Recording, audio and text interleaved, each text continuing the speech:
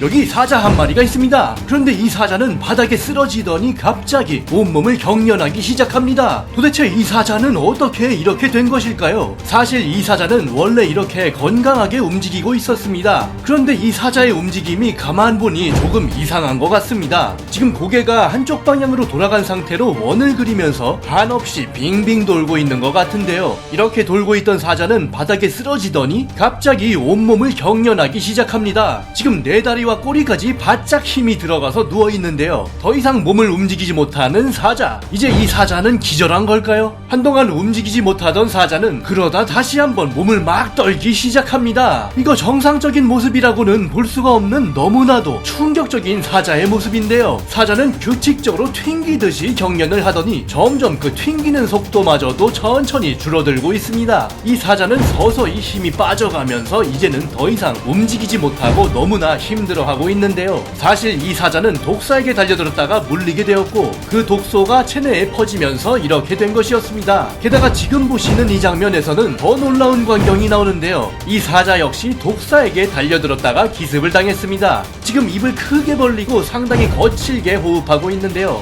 독소가 혈관을 타고 전신으로 퍼진 상태. 이때 이 사자의 온몸이 갑자기 격렬하게 요동치고 있습니다. 진흙탕 속에서 너무나 괴로워하고 있는 사자의 모습. 지금 도저히 견딜 수가 없는지 사자는 체내의 갑작스런 반응에 거의 발작에 가까운 몸부림을 치고 있는데요. 드디어 약간 진정이 된 건지 아까 처음 모습처럼 입을 크게 벌리고 거친 숨을 내쉬고 있습니다. 이렇게 하면 조금이라도 편안해질 수 있는 걸까요? 이때 저쪽에서 동료 사자 무리들이 이 모습을 발견합니다. 이 어미 사자와 새끼들이 동료가 힘들어하는 모습을 멀찌감치서 발견했는데요. 동료의 수상한 움직임에 섣불리 다가가진 못하고 그냥 몇 발자국 전진해서 무슨 일인지 신중한 자세로 동료를 관찰하고 있습니다. 지금 꽤 가까이까지 접근해서 무슨 일이 있는 건지 어리둥절하게 바라보고 있는데요. 하지만 얘도 어떻게 도울 수 있는 방법은 없습니다. 자신도 새끼들을 돌봐야지 다른데 신경 쓸 여유가 없거든요. 이 하이에나도 마찬가지입니다. 물에 들어와서 가만히 서 있던 하이에나가 물속으로 고개를 쳐박고 물을 마시고 있는데요. 이런 방법으로 고통을 줄여보는 겁니다. 그러다 뱀에 물렸던 자신의 발을 핥더니 아까 그 사자처럼 얘도 입을 크게 벌리고 거칠게 호흡하고 있습니다. 그나마 아까 사자에 비하면 상태가 나은 편이긴 한데요. 다시 물을 마시고 있는 이 하이에나와 그리고 아까 그 사자는 과연 생존할 수 있을까요? 사자는 밀림의 왕이라고 불리워지지만 그런 사자도 뱀의 기습에는 이렇게 화들짝 놀라면서 급히 달아날 수밖에 없습니다.